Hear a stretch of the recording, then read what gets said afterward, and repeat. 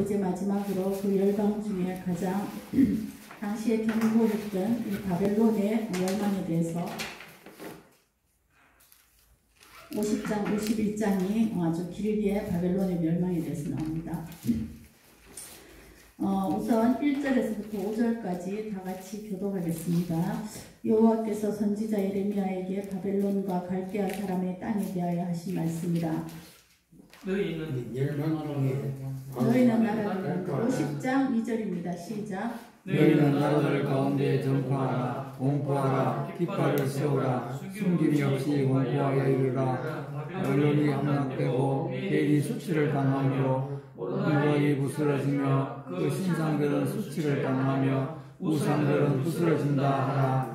는 한 나라가 북쪽에서 나와서 그를 쳐서 그 땅으로 황폐하게 하여 그 가운데 사는 자가 없게 할 것입니다. 사람이나 짐승이 다 도망할 것임이니라.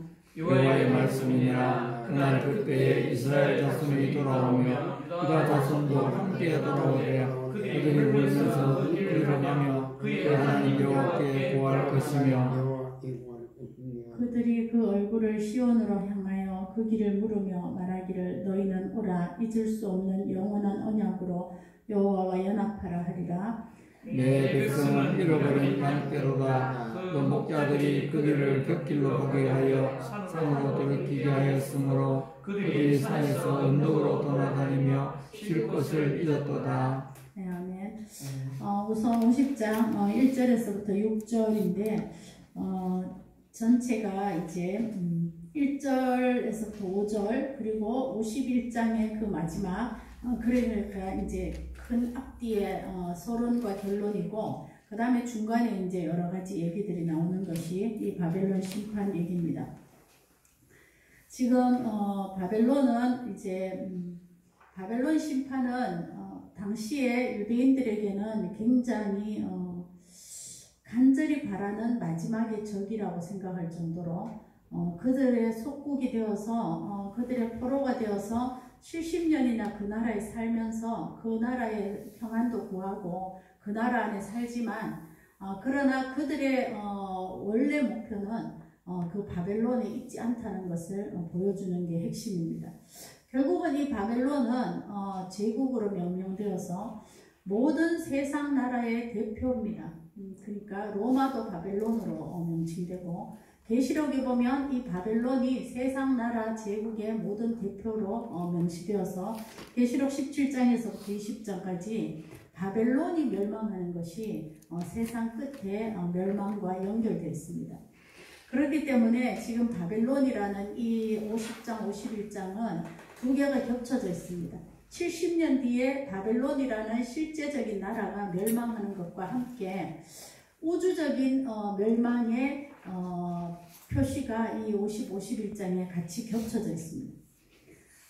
그들은 지금 이 예레미야서가 우리가 늘 염두에 둬야 되는 것은 예레미야서를 40년 동안에 계속 시드기야나 백성들에게 말했지만은 결국 그 예레미야서 전체를 가지고 가는 자들은 바벨론으로 포로로 되어서 유배자들이 이 성경을 들고 가서 계속 읽게 된다고 합니다. 그래서 다니엘도 예레미야서를 읽고 70년이 기한이구나를 깨달았다고 되어 있습니다. 결국은 이 유배자들에게는 지금 자신들의 현재 상황에 대한 의문들과 하나님이 왜 이렇게 이 바벨론이라는 이 엄청난 도구를 사용하셔서 자기들을 심판하셨는데 이 도구인 바벨론이 얼마나 교만하고 또 그 제국이 얼마나 학대가 많고 모든 소유를 다 탈취해가고 성전의 기물까지 다 빼앗아가는 이런 엄청난 것들을 왜 하나님은 그냥 두고 계시는가? 이것이 그들 삶의 의문이었습니다. 우리는 죄가 있어서 이런 것을 받지만 유배 생활도 하고 이렇게 살지만 하나님은 왜 바벨론에 대해서는 책망하지 않는가? 우리가 바벨론보다 더 나쁘단 말인가? 이런 것들이 그 당시에 살아가는 사람들의 의문입니다. 이거는 이와 우리가 지금 살고 있는 현재 세상과 똑같습니다.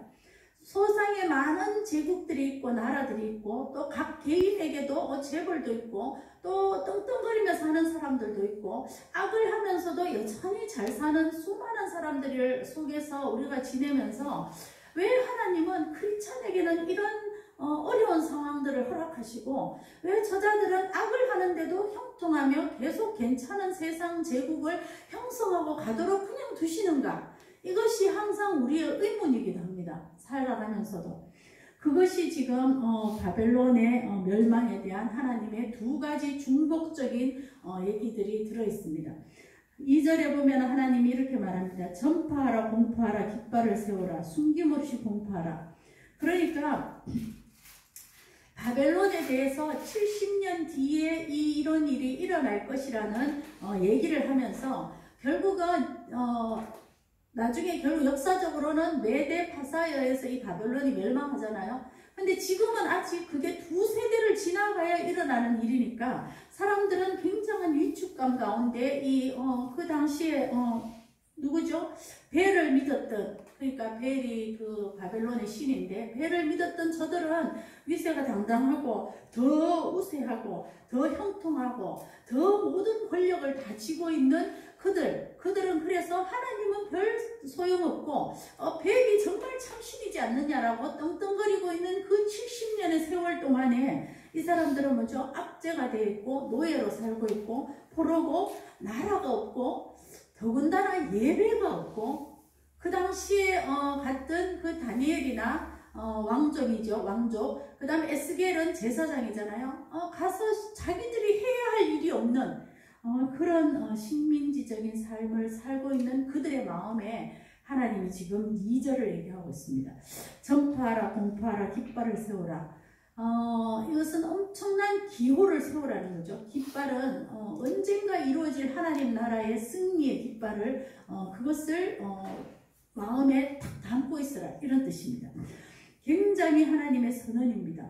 우리가 이 땅에 살면서 세상 나라는 이렇게 돌아가고 엄청난 제국을 향하여서 다 가지만 결국은 우리 마음속에 깃발과 공포를 세워야 하는 그것은 무엇인가를 하나님이 오늘 말씀하려고 합니다. 여러 나라들 가운데 우리의 모든 세상의 삶과 이 모든 세상이 흘러가는 여기 가운데에 우리는 무슨 깃발을 세워야 하는가를 지금 말씀하고 있습니다. 그것은 뭐냐? 결국은 바벨론과 벨과 이 세상 나라는 끝이 날 것이라는 것입니다. 거기에 보면 한 나라가 북쪽에서 나와서 그들을 친다 이렇게 됐어요. 사실은 바벨론은 메데파사에 의해서 점령되었는데 메데파사는 북쪽 나라가 아니에요. 그러니까 여기에는 엄청난 종말론적인 심판과 이것이 겹쳐져서 나옵니다. 나중에는 이제 메데파사가 이들을 멸망시킨다고 뒤에 나오지만 그 두 개가 겹쳐져 있어요. 종말적인 그것과. 이것은 하나님의 막대기로 쓰였지만은 학대와 교만을 일삼는 그들을 언젠가는 하나님이 징벌하실 것이라는 약속입니다. 결국은 요한계시록에 바벨론의 멸망이 멀지 않았다는 것이 예수 그리스도의 재림과 바벨론의 멸망이 같이 갑니다. 그래서 바벨론이 멸망했을 때에 거기 계시록에 보면 엄청난 그 상선들과 무역선들과 상업을 하는 자들이 울고 불고 난리를 칠 것이다. 배가 파산하고 모든 것이 그런 날이 올 것이고, 그 다음에 또 하나는 음녀가 그 붉은 말을 탄 음녀가 술에 취해서 모든 것들을 조절하는 그런 것들을 보여주고 있습니다. 결국은 우리는 이 세상 나라에 속해 사는데 분명히 지난번에도 말씀드렸지만 이 세상 나라에서 그러면 이 바벨론은 대적이고 세상 나라니까 여기에서 그냥 대항하면서 살라고 얘기하지 않았습니다. 거기에서 그 성읍의 평안을 구하고 그 성읍에서 그 성읍 안에 살아야 되고 그 성읍에 맞추어서 속하여 살진 않지만 맞추어서 살아가야 한다라고 분명히 앞에 얘기했어요. 그러나 또 하나 우리가 잊지 말아야 할 것은 이 모든 세상 나라는 언젠가는 하나님의 장중 안에서 하나님의 주권 안에서 사라질지 모른다는 개념을 갖고 있어야 된다. 사라집니다, 사실. 그래서 하나님은 여기 보면 시야를 그 70년이 자기 인생의 다잖아요.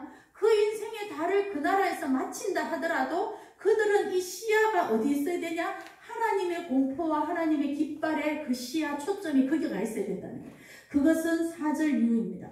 언젠가는 우리가 돌아오고 여기 보면 함께 돌아온다 돼 있잖아요. 유다와 이스라엘이 때까지는 분열되어서 각자 망했어요. 있잖아요. 이스라엘은 아수르에, 유다는 바벨론에 망해서 각자 망했지만 이제 포로가 되어서 돌아올 때는 이 남북이 엄청난 오래된 이 갈등 구조의 남북, 원수 구조의 이 남북이 없어지고 함께 그들이 울면서 여호와를 이렇게 돌아올 것이다. 그들의 얼굴은 시온을 향한다고 하면죠. 하나님의 임재를 간절히 갈구하는 것이 그 얼굴을 거기 향한다가 되어 있잖아요. 그리고 영원한 언약으로 여호와와 연합한다 됐어요. 이제는 깨어지지 않는 마음의 심은 그 새 언약으로 하나님과 연합한다. 문자적으로는 이 연합한다가 하나님에게서 뗄 수 없다. 그런 의미를. 하나님에게 꼭 붙어 있다. 이런 의미가 연합의 의미라고 합니다. 그러니까 이 사람들은 지금 현재는 70년의 바벨론의 포로 생활이에요. 그 나라에서 그 나라의 직업을 가지고 맞춰서 살아. 다니엘도 총리를 했고 그런 일들을 감당하면서 살아요. 그러나 그들의 목표는 하나님을 향하여 있어요. 그리고 그 하나님의 영원한 언약과 주님과 뗄 수 없는 관계 속에서 그것이 목표가 되어서 살아가야 한다. 이것이 오늘 바벨론 멸망에 동시에 주는 메시지입니다. 그런데 현재 이 내 백성은 어떠냐. 6절에 잃어버린 양떼고 목자들이 그들을 곁길로 가게 했다. 참 슬프잖아요. 그 당시의 지도자들과 그 당시의 목자, 수많은 종교 지도자들이 이 백성들을 곁길로 빠지게 했고 잃어버린 삶에 살게 했고 산이나 언덕으로 돌아다니면서 쉴 곳을 찾지 못하는 그런 헤매는 인생으로 그들이 살아갔다. 그 이스라엘의 현재 상태입니다. 그리고 그런 현재 상태에서 바벨론이 그들을 삼키고 뒤에 보면은 7절에 이렇게 돼 있어요. 너희들이 죄를 지어서 그렇지 우리가 죄가 아니다. 이렇게 얘기한다는 거죠. 너희가 여호와께 범죄한 것이지 우리가 너희를 속국으로 만든 것은 우리 죄는 아니야. 이렇게 얘기했다는 거죠. 하나님이 이제 그들을 멸하실 거라고 보복할 거라고 15절에 얘기합니다. 그러면서 17절에 이스라엘은 흩어진 양이라. 포로가 되어서 흩어져서 이 인생 70년을 고달프게 사는 양이라는 거예요.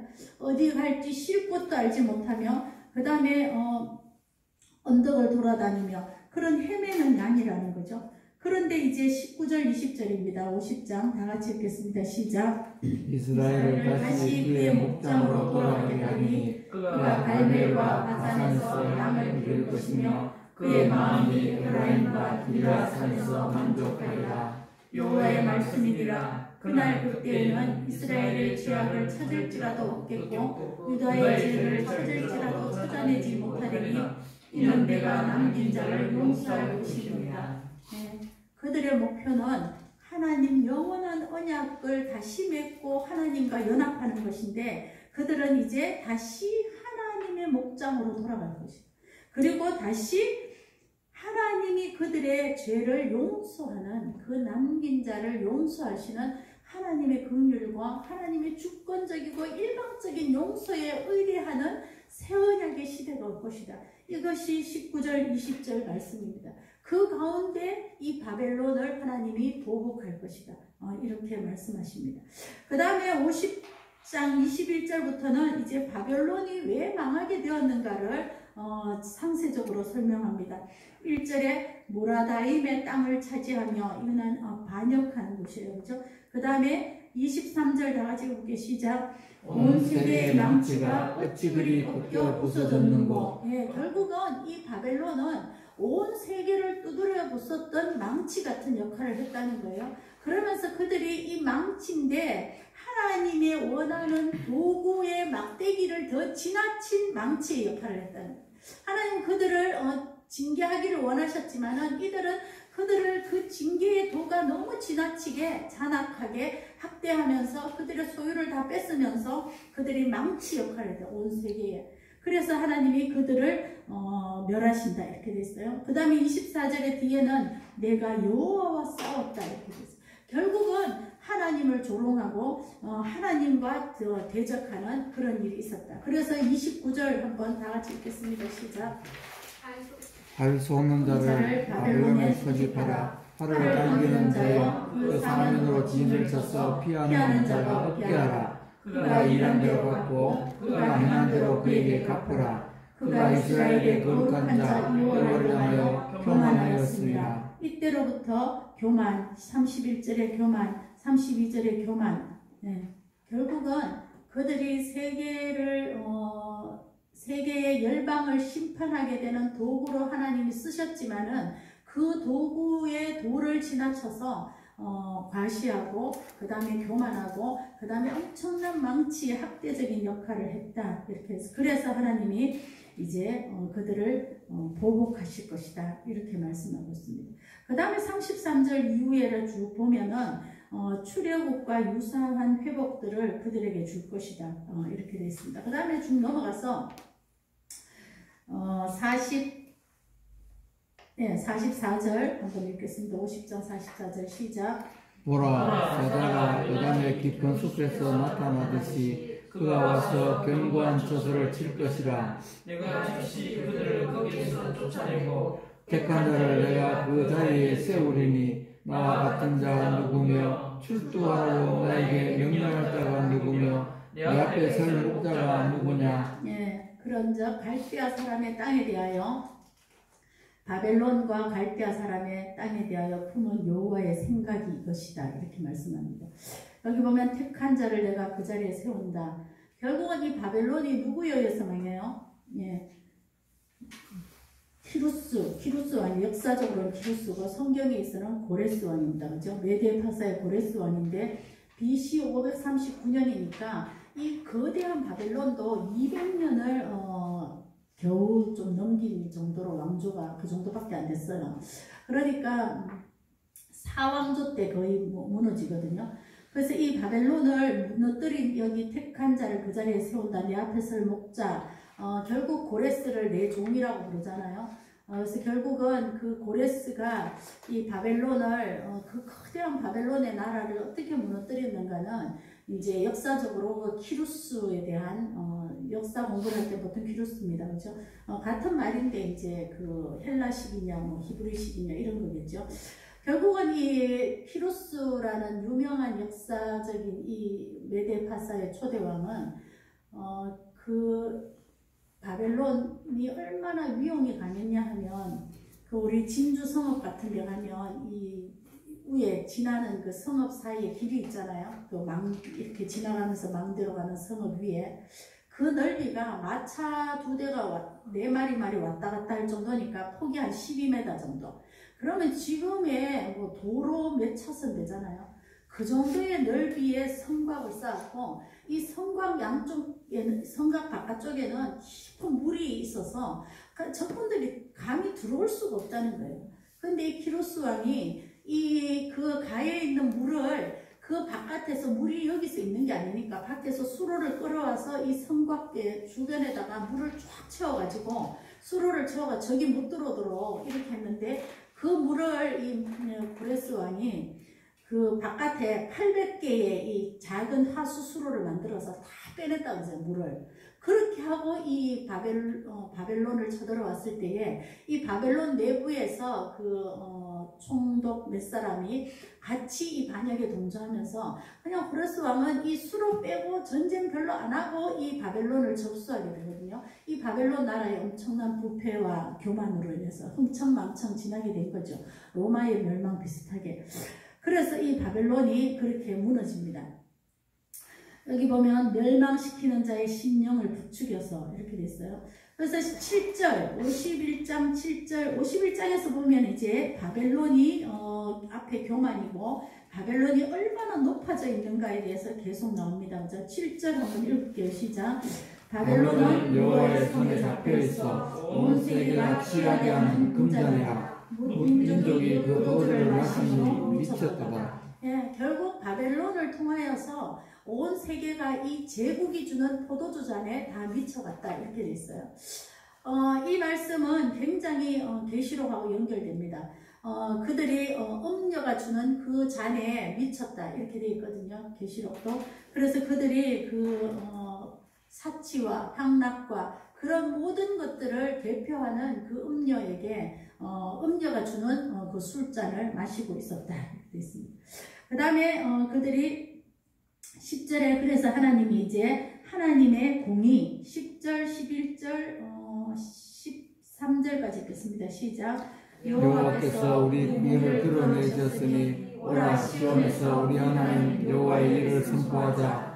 화살을 갈며 둥근 방패를 준비하라. 여호와께서 메대 왕들의 마음을 부추기사 바벨론을 멸하기로 뜻하시나니 이는 여호와께서 보복하시는 것 곧 그의 성전을 위하여 보복하시는 것이라. 바벨론 성벽을 위하여 깃발을 세우고 튼튼히 지키며 파수꾼을 세우며 복병을 지키며 이는 여호와께서 바벨론 주민에게 하여 말씀하신 대로 계획하시고 행하시리로다. 많은 물가에 살면서 재물이 많은 자여 내 재물의 한계에 곧 내 끝이 왔도다.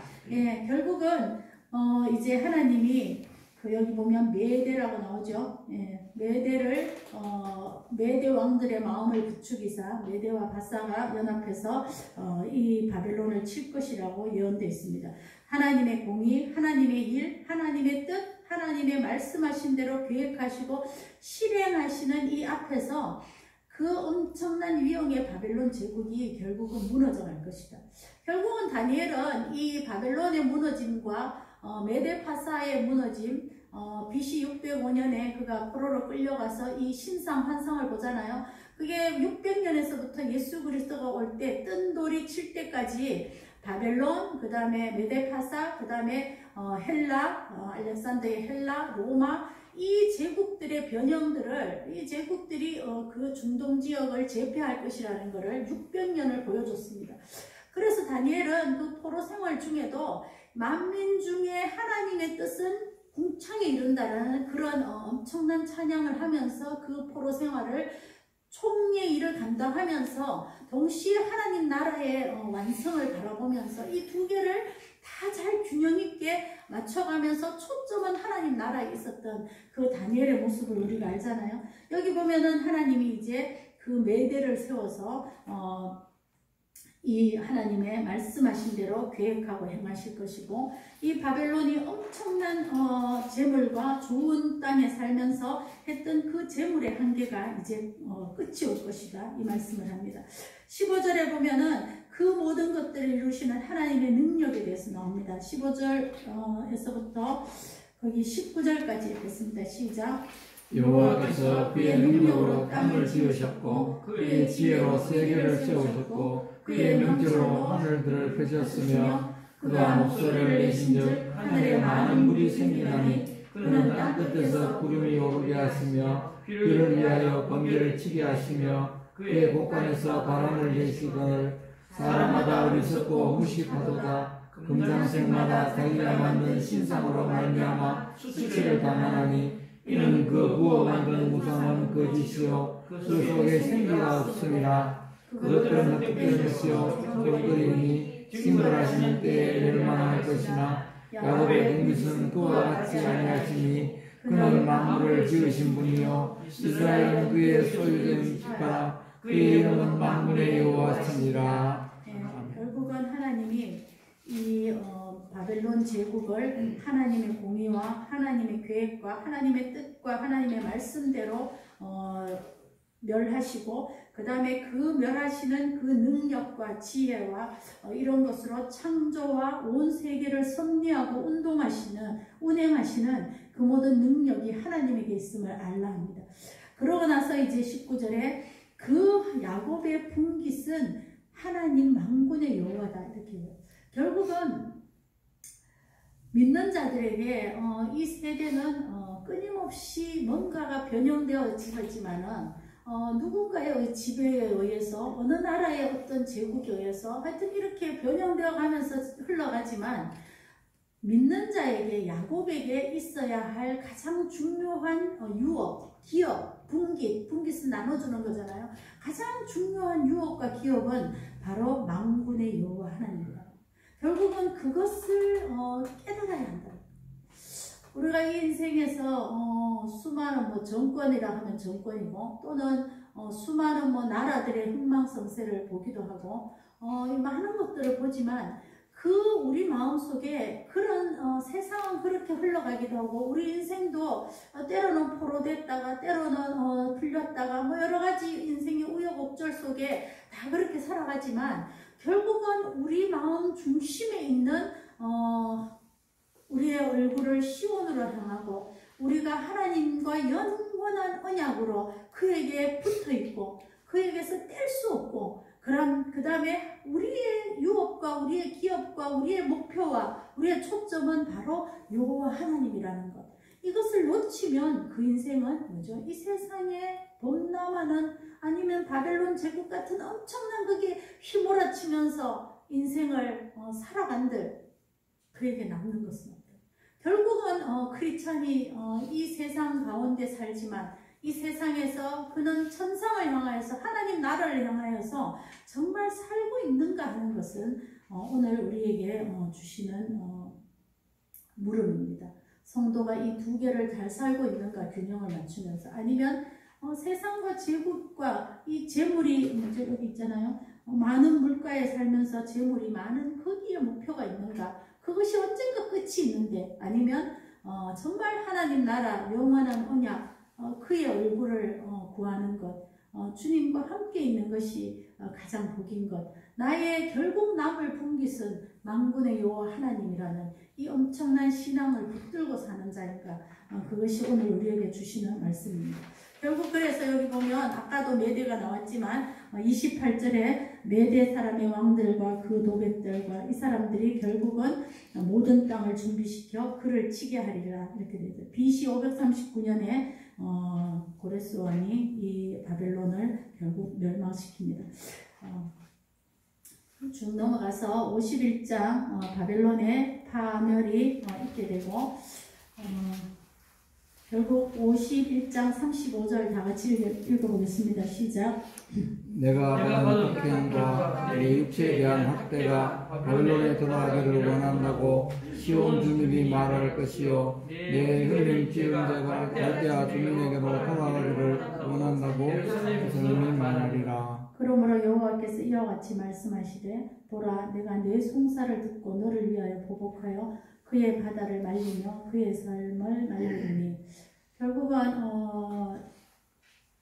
이 많은 백성들이 포로된 자들이 하나님 앞에 탄원하고 내가 내 송사를 듣고 너를 위하여 이 바벨론 제국을 결국 멸망시킬 것이다. 계시록에도 보면 하나님이 이제 일곱 인과 대적과 이런 것들을 하실 때에 제일 그 하기 전에 받는 게 있죠. 성도들의 기도를 협량해서 받아서 그 다음에 그들에게 대적과 인과 이런 것들을 드리는 것을 봅니다. 결국은 거기 보면 또 5장 계시록에 보면 사람들이 주의 백성들이 하나님 앞에 어느 때까지니까 라고 탄원하는 그 탄원을 하나님이 들으시고 마지막에 이 바벨론들을 멸망시키는 이런 이야기도 나옵니다. 결국은 우리가 이 세상을 산다는 것은 이 두 개의 세상에서 이 세상이 그래서 두렵고 무섭고 뭐 이래서 피해야 되고 이런 것도 아니라는 거예요. 세상 안에서 열심히 살아야 된다. 그러나 우리의 목표와 시각과 우리의 초점은 하나님 나라와 하나님의 얼굴과 하나님의 임재와 하나님의 언약과 하나님의 나라 거기에 있다. 그것을 잊어버리고 매몰되어 살아서도 안 되고 이것이 목표가 되어서도 안 되고 또 이것에서 그냥 도피하면서 아무것도 아닌 것처럼 이렇게 살아서도 안 되고 하나님 나라가 없는 것처럼 살아서도 안 된다는 거죠. 이 모든 말씀이 오늘 거기 있습니다. 46절 다 같이 읽겠습니다. 시작. 너희 마음을 나약하게 말며 이 땅에서 들리는 소문으로 말미암아 두려워하지 말라. 소문은 이에 있겠고 저에 있으리라. 그 땅에는 강포함이 있어 다스리는 자가 다스리는 자를 서로 치리라. 네, 결국은 모든 나라가 서로 물고 물으면서 요새 이제 자국주의가 굉장히 흥행하잖아요. 그러면서 언제라도 소문이 있고 언제라도 난리법석이 있고 언제라도 서로 다스리려고 여야가 난리를 치잖아요. 다스리는 자가 다스리는 자를 서로 치는 이런 세상사에 다 살게 될 것이다. 이런 말씀이 있습니다. 그러면서 우리에게 그런 소문으로 절대 두려워하지 말라. 우리가 주일날에도 했지만은 그런 것에 너희들이 연연하지 말라라고 얘기하고 있습니다.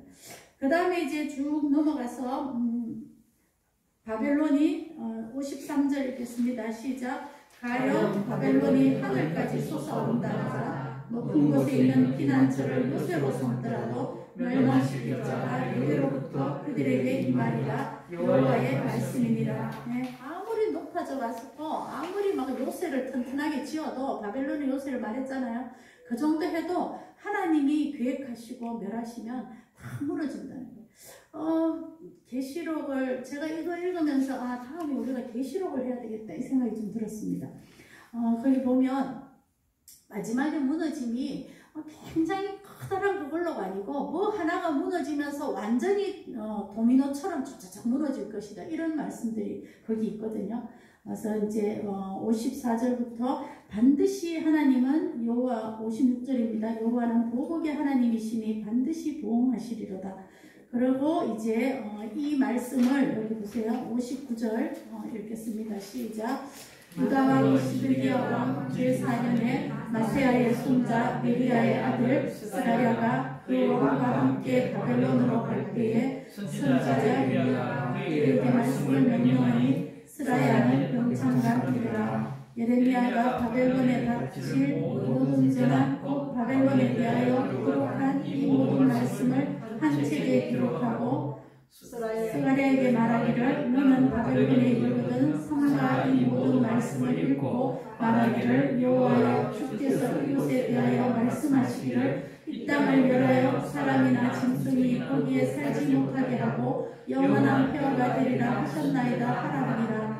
너는 이체 길길을 다 함께 책을 돌리며 물에다 금 속에 던지며 말하기를 바벨론이 나의 재난 때문에 이같이 몰락하여 다시 일어서지 못하리니 그들이 피폐하리라 하라 하니라. 예레미야의 말이 이에 끝나니라. 51장까지가 예레미야의 예언이 끝납니다. 그리고 다음 주에 한 번 더 하는데 52장은 그 모든 정황이 있었던 후에 어떤 일이 있었는가를 아마 예레미야 다음에 바룩이나 아는 다른 사람들이 써서 이제 이 모든 52장까지를 편집해서 바벨론의 포로로 간 자들에게 두루마리를 전달했을 것이라고 말합니다. 오늘 이제 여기 보면 네리야의 아들 스라야가 있어요. 이 사람은 바룩의 형제입니다. 그렇죠? 바룩의 형제로서 바룩도 네리야의 아들이었어요. 바벨론에 대하여 기록한 이 모든 말씀을 기록한 가서 거기에서 읽고 이 바벨론 50장 51장을 말하겠죠. 읽고 어떤 그 책을 다시 이제 돌에 메어서 유브라데 강속에 던져라. 이 말은 바벨론에 대한 이 예언이 실제로 이루어져서 바벨론은 절대 이제 다시 일어서지 못하리라라는 그런 상징적인 표현이라는 거죠. 그것을 하라 이렇게 됐어요. 그래서 결국은 이 사람들이 신앙을 가졌던 그 유대에 있었던 사람들이 포로로 끌려갔음에도 불구하고 이 바벨론의 미래에 대해서 그들이 알고 있었다는 거예요. 70년 뒤에 하나님이 이것을 회복시키실 거야. 바벨론은 이렇게 금신상처럼 위용을 떨어도 망한다는 이 개념들을 확실히 갖고 있었다는 겁니다. 그래서 우리도 이 땅에 살면서 결국은 이 땅의 두 가지 지평을 잘 균형 있게 가져야 하고 이 예언의 말씀을 계시록도 읽고 그것을 마음에 새기라고 한 것처럼 결국 이 바벨론 제국화된 이 세상의 모든 나라의 종말에 대해서 우리가 생각하고 있어야 된다는 거죠. 그러면서 세상에서 흡수돼서도 안 되고 또 세상에 속해서도 안 되지만 또 세상을 떠나서도 안 되는 그런 두 가지의 굉장히 중요한 균형들을 가져야 한다고 되어 있습니다. 여러분 오늘 말씀은 하나님은 그 포로로 살고 있는 그 바벨론의 식민지로 살고 있고 나라도 없고 예배도 드릴 수 없는 그 지경에서도 하나님은 거기서 역사하고 계셨고 하나님은 거기서도 이 모든 것들을 주관하고 계시고 이 모든 지금의 그 징계와 힘든 상황 가운데서도 이들이 잡아야 할 것은 이 모든 일을 이루어 가시는 하나님의 능력, 하나님의 주권, 하나님의 역사하심을 바라보며 그들이 거기에서 예배도 못 드리고 나라도 없고 이런 상황 속에서도 그들의 마음은 시온을 향해 있고 그들의 마음은 하나님의 영원한 언약을 향해 있다는 거죠. 우리가 참 아이러니한 것은 이 사람들이 결국 이제 70년이 지나서 그 땅으로 돌아옵니다. 그죠? 근데 다 돌아오진 않았어요. 그 당시에 이제 돌아올 사람들이 바벨론에 남은 사람이 많고 돌아온 자들의 명단들이 이제 에스라와 느헤미야 있잖아요. 돌아왔어요. 결국 그들이 돌아왔을 때 그 땅은 굉장한 유토피아였냐? 절대 아니었습니다. 그 땅은 엄청나게 회파되어 있었고 다시 성전을 지어야 하고 다시 성벽을 쌓아야 하고 다시 그들이 이때까지 살았던 삶의 그런 잘못된 이방의 그런 혼인들과 이런 것들을 다시 내몰려쳐야 되고 그 땅을 새로 세워야 하고 이런 엄청난 일들이 그들 앞에 있었어요. 결국 그래서 그들의 귀향이라는 이 엄청난 목적은 땅을 차지하는 것은 아니었다는 것이 결론입니다. 거기 와서 하나님을 만나며 하나님의 성전을 지으며 하나님의 나라가 무엇인가를 경험해 나가는 것이 그들의 목적. 그들은 그 땅에 돌아와서도 여전히 삶은 피폐하고 어려운 가운데 있었어요. 그러나 그들이 그 땅의 목적이 뭐냐를 알았던 것은 그 땅은 여호와의 성전이 있고 예배가 있고 하나님 나라가 있는 땅이라는 거죠. 그런 것들을 볼 수 있습니다. 우리 오늘 말씀을 통해서 이 바벨론에 대해서 우리가 다시 한 번 더 깊이 생각하고 우리는 이 세상에서 어떤 마음으로 열심히 살지만 마음의 중심은 어디에 가 있어야 하는가를 다시 한번 깨달았으면 좋겠습니다. 다음 주에는 마지막 52장과 제가 이 두 페이지를 적어왔는데 물론 시간이 안 되시겠지만 한번 쭉쭉 그 52장까지를 한번 제가 제목을 적었잖아요. 그래서 한번 쭉 살펴보셔서 예레미야를 한번 전체적인 거를 한번 좀 잡고 왔으면 좋겠습니다. 우리가 보통 이제 성경을 이렇게 52장도 제가 굉장히 빠르게 막 한 번에 몇 장씩 했음에도 불구하고 거의 1년을 했어요. 어떤 거 막 한 장을 2번씩 해야 될 일도 있고 이래서 근데 우리가 막 1년을 이렇게 하고 나면 결국 뭐야? 예레미야가 뭐야? 예레미야서는 뭘 말해? 결국 다 잊어버리고 안 남잖아요. 그래서 결국 제가 이제 요약을 해왔어요. 저는 요약 되게 좋아하거든요. 그래서 이렇게 쫙 했으니까 이걸 한번 쫙 살펴보시고 예레미야서의 전체 내용은 이거라는 것을 집에서 한번 보시고 다음 주에 한번 마지막 에필로그로 52장과 함께 하겠습니다. 기도하겠습니다. 아버지 하나님 오늘 이제 이 대제국 바벨론을 멸망시키시는 하나님의 엄청난 주권의 능력을 봅니다. 지금 그들은 여전히 바벨론의 포로로 살고 노예로 살고 위축되어 살고 우리의 하나님은 어디 계시는가 외치면서 탄식하면서 살지만 아버지 하나님 그 하나님의 역사하심의 도도한 역사하심 가운데 지금 그들이 징계와 골짜기에 있다는 것들을 이해하게 하시고 또 그들 가운데서 주님 이 시대에 매몰되지 아니하고 그들의 초점은 하나님의 나라, 하나님의 영원한 언약, 하나님의 역사하심, 하나님의 주권적인 능력과 하나님의 모든 섭리가 언젠가는 바벨론을 무너뜨린다는 그 놀라운 비밀들을 또 하나님이 일러주신 것을 봅니다. 하나님 아버지 우리는 이 땅을 살고 있습니다. 우리가 개인적인 종말이 또 우주의 종말 전에 많이 다 일어나겠지만 아버지 하나님 우리가 이 땅을 살면서 우리 마음속에는 무엇이 우리의 주된 연합인지 주된 뗄래야 뗄 수 없는 붙들고 있는 것은 무엇인지 다시 돌아보길 원합니다. 하나님 아버지 그들이 포로로 있었음에도 불구하고 그들의 마음은 영원한 언약으로 하나님과 연합하며 그 얼굴을 시온을 향하여 들고 다니엘은 성전을 향하여 기도하는 그런 삶을 살았던 것처럼 우리가 하나님 이 땅에서 살고 이 땅에서 최선을 다하고 열심히 살지만 우리의 중심과 우리의 마음은 뗄래야 뗄 수 없는 하나님과의 연합에 있는지 다시 돌아보게 하시고 여호와 하나님이 언젠가 이 세상 모든 것들의 종말을 구할 때에 아버지 하나님 우리가 탄식하며 가슴치며 이를 악무는 일이 아니라 주 예수여 어서 오시옵소서 마라나다 우리가 주님을 기다린다라고 고백하는 그런 귀한 삶의 자세들이 있게 하여 주시옵소서. 하나님 아버지 우리 삶에 이 두 가지의 이 지평들이 우리 삶 속에서 잘 균형을 맞출 수 있도록 도와주셔서 하나님 아버지 무엇에 열심이며 또 무엇에 참 최선을 다하지만 중심 가운데 오직 예수 그리스도와 하나님과 성령님이 우리의 마음 가운데 좌정할 수 있도록, 그래서 우리의 모든 삶과 생각과 세계관들을 그것에 의해서 움직여질 수 있도록 저희들을 사로잡아 주시옵소서. 말씀으로 사로잡아 주시며 주의 은혜와 사랑으로 우리를 매몰시켜 주셔서 아버지 하나님, 우리가